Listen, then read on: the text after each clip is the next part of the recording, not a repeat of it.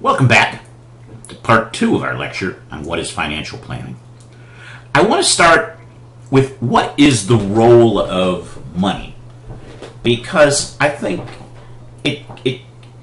we have an idea, but I'd like to define it in a different way. One, it's a measure of exchange used to measure value. So when we acquire something, we pay. Money is what we use to measure the value.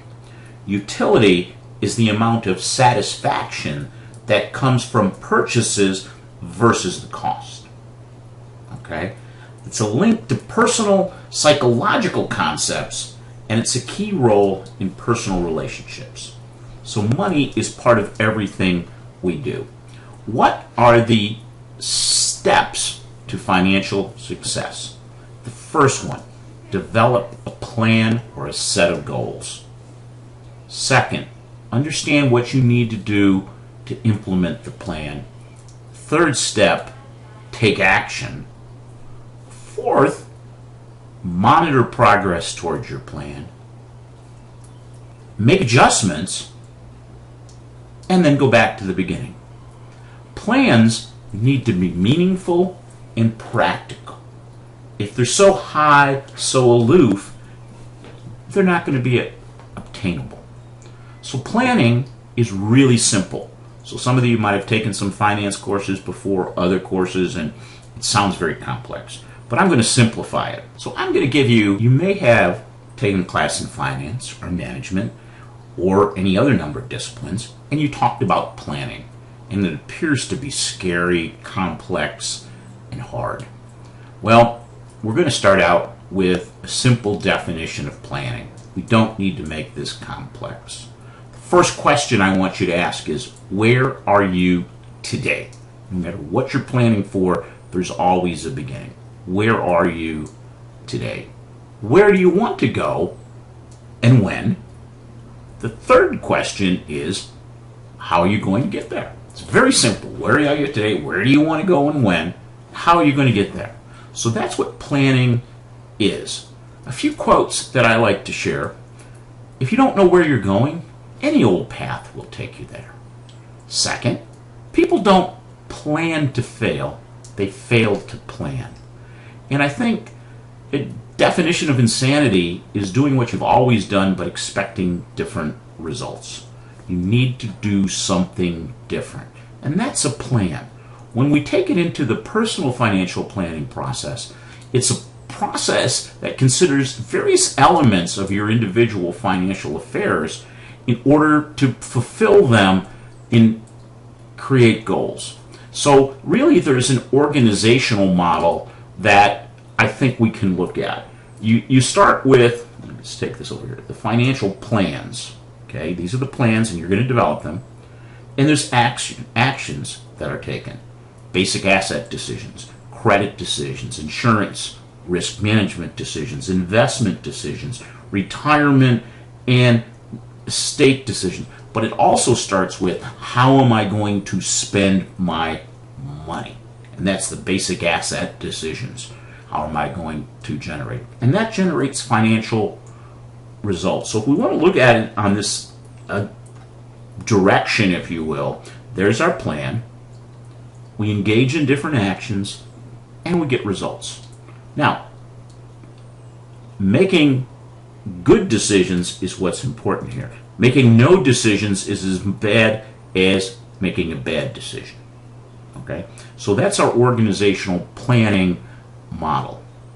When we start mapping things out, financial planning does a few things. It facilitates greater wealth, accumulation of money, financial security, that you feel secure in your financial affairs, and that you can attain your financial goals. Some recent surveys have been done in that almost 75% of people in the U.S. don't feel they have financial security. Some people worry about very short-term things like, how are they going to put food on the table tonight? To those that, how are they going to survive in retirement? So it helps us, this exercise, this process, helps us achieve them. And there's rewards of sound financial planning. One, it improves your standard of living. Remember, I asked you to define that standard of living, and that will evolve as you set plans and move forward in life. Okay, so standard of living changes based on your income, based on your experiences. Help you spend money wisely. Help you accumulate wealth. Now, when we look at this, and this looks complicated, it starts with a couple of things. One, you have your plan up here. Okay, and this is all interrelated. So you got your plan. Financial plans are here, which is major outlays, managing your credit, risk management, savings and investment, employee benefits, how do you reduce taxes or minimize your taxes, and this is your plans, okay? And that next one comes down is budgets. And budgets are monitoring and controlling your income, living expenses, purchases, and savings. So this is the short term.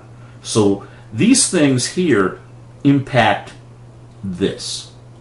And there's feedback going both ways. Then there is financial statements. And financial statements are simply a picture in time of what you look like. Where do you stand on balance sheet and then in income and expense? We'll talk about these in a minute. But these are the measurements around this. Budgeting and monitoring and controlling is the process to achieve those plans.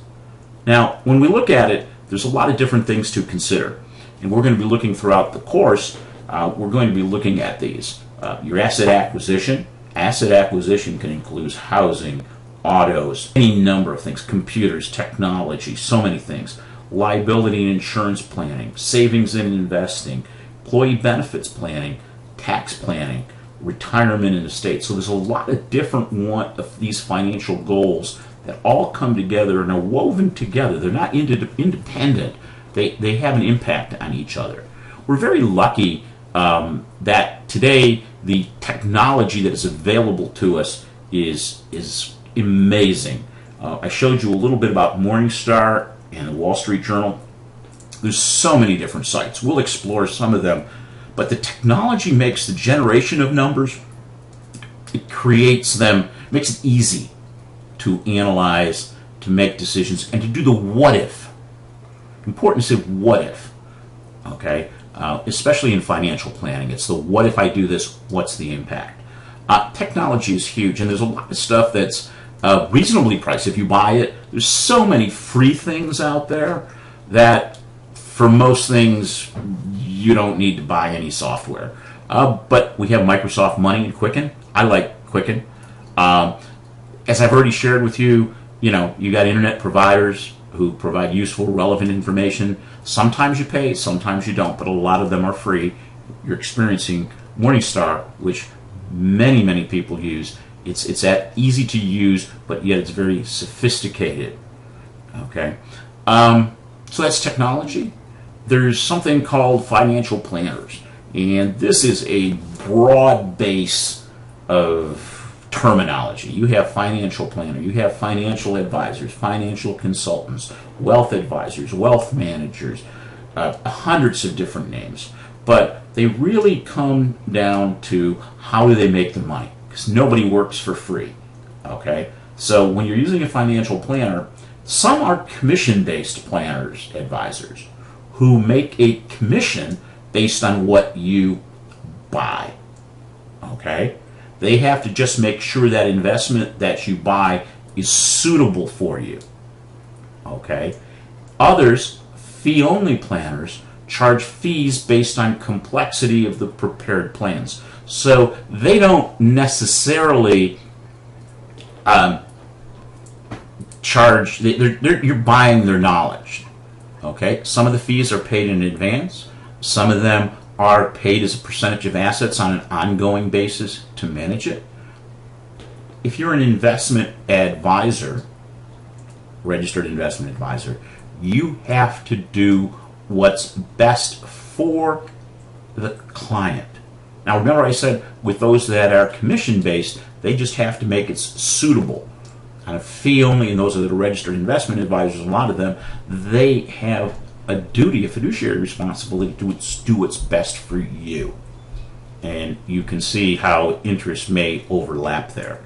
And a lot of times, sometimes there's a hybrid approach that they charge a fee and collect commissions. But this whole, the financial advisor community, financial planning community is going through tremendous change today.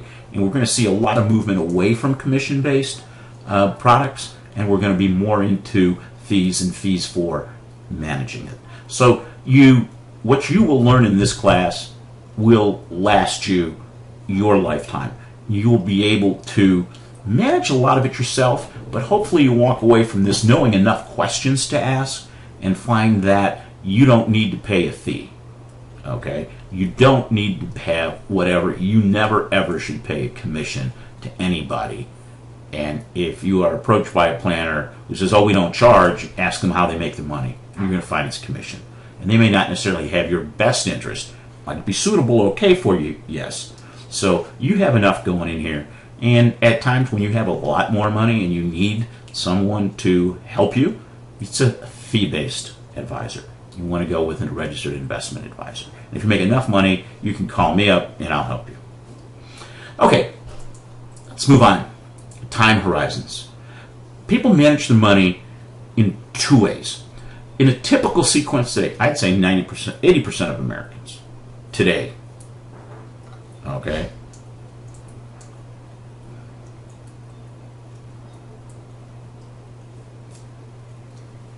let's look at some time horizons here. In a typical sequence, many people live for today, what's in their wallet today, to the next paycheck, and then to the next month. Now, I would say most Americans are looking at that next paycheck. Huge population in the U.S. lives paycheck to paycheck. And if there's any interruption in that, that causes problems.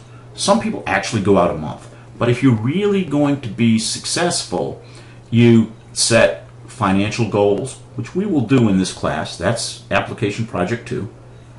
Come up with an annual budget, a monthly budget, and then next paycheck, how am I going to spend it? Okay? And then today. So if you're looking at this as a pyramid, the typical sequence is today to next pay to next month, where a more successful one, and remember this is about you being successful, is financial life goals, your budget, monthly, next paycheck, and then today. So they're inverted. Okay? So when you're looking at these time horizons, it helps when you have financial goals to put some targets out there. And your targets can be long-term, 6 years or more, intermediate term, the next 2 to 5 years, and short-term, in the next year. So some of you are graduating, and some of you will be here for another year, and I think even some of you may be here for 2 years. But your dates will be different. Timing becomes important in financial planning. And that is because the longer your money is invested, the more time you have to benefit from the powerful effects of compounding. Simply put, compounding occurs when you have earnings on your investment and they're put back into the account, and money has the opportunity to grow on money and grow throughout the years. The longer you stay invested and have your earnings automatically reinvested or stay in the account, the more opportunity this powerful compounding effect has to increase the value of your account. So many of you have already understood what this time value is, but let's put it what it means to you. If you don't know what it means, we're going to help you get through that right now.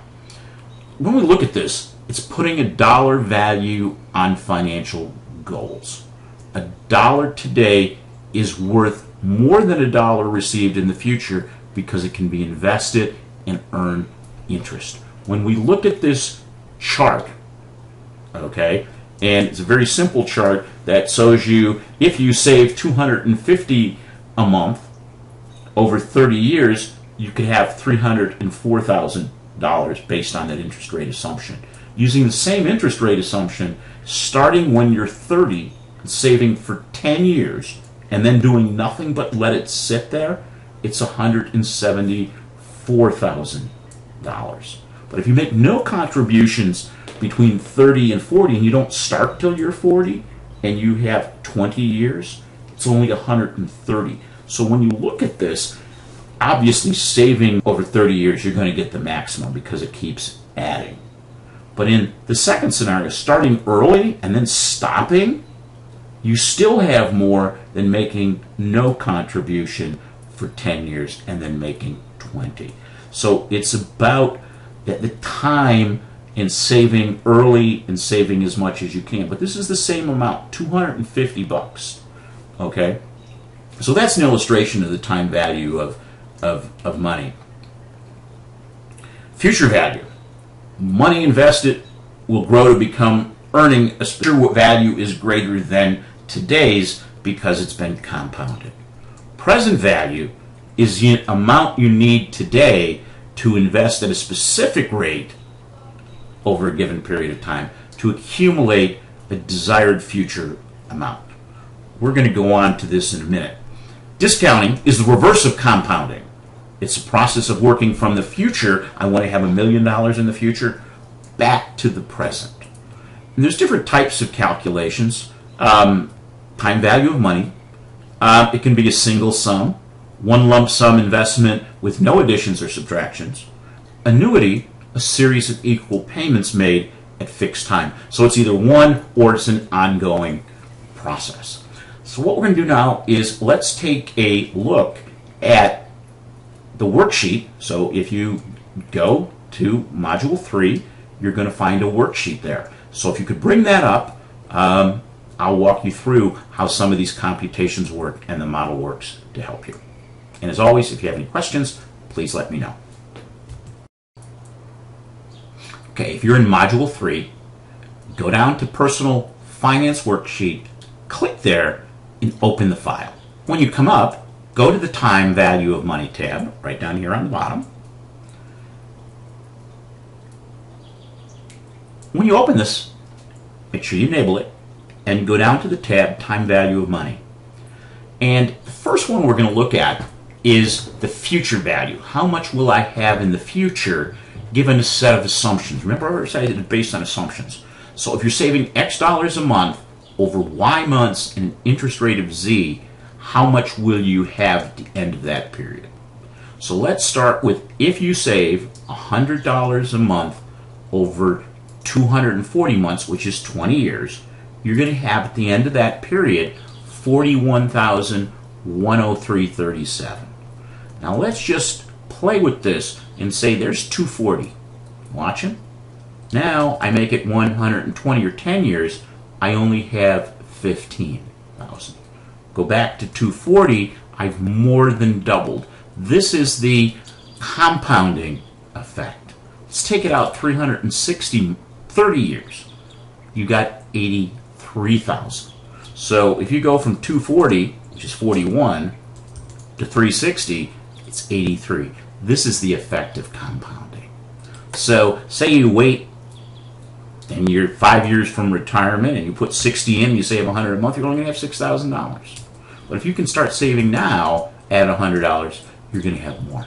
Now let's look at what happens when you put more money in. You put 100 in, we would expect it to double, right? So that would be 83,225. So you would say that's 166,000, right? Right on. Okay. So save $500, you got half, 400,000. Save $1,000 a month, and you got 832. But let's keep it at 100. Let's go back to 136. Let's see what the impact of interest rates are. If an interest rate is how much you're going to earn. Okay, so it's an assumption. So say it's 2%. Well, you're going to have 49. Obviously, at 5, you're going to have more. Figure you're smart, you can do 10, you're going to have a lot more. But we try to make a series of assumptions. So everything here in the orange is based on an assumption. Okay, how much will you have in the future? Okay, next question you might have is if you want to have $1 million when you retire, how much do you need to save each month? Now you got to remember what you can save when you start out versus your peak earnings is going to be very different. But if you just said, I need to have $1 million, 5% in 3 years, how much do I need to put away a month? About $1,200. But you can't do that, so you have to have a plan and have these different things. Okay? So let's look at another application of this model. Is you have just won the New York State Mega Millions. Okay? So your choice is you can take $12 million today or $1 million a year for 20 years. What would you do? Well, you want to compare them on a present value basis.